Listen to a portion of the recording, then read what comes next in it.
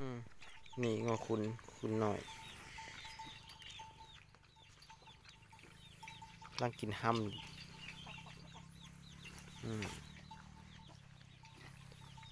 คุณนี่มันอ้วนไงกินห้ำ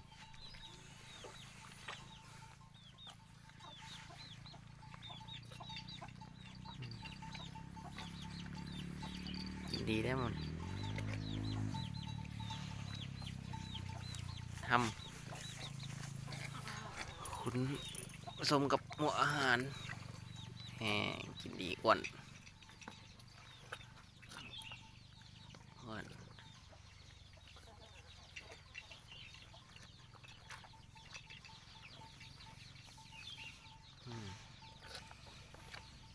ยำบวย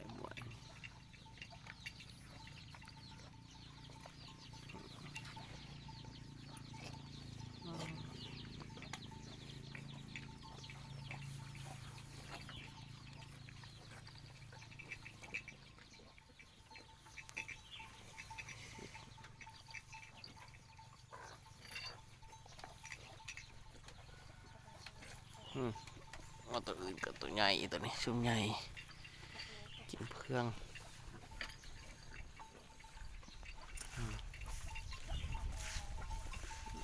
เครื่องดีเด้มันนี่ส่วนนี้อ้วนไงคุณ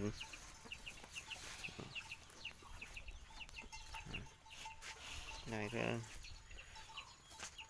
ลูกสอด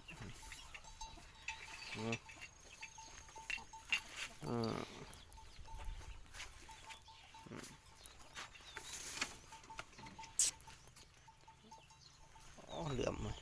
เสียงเด็ดหวนไง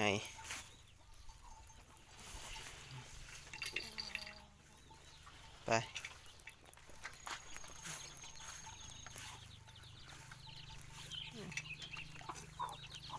นี่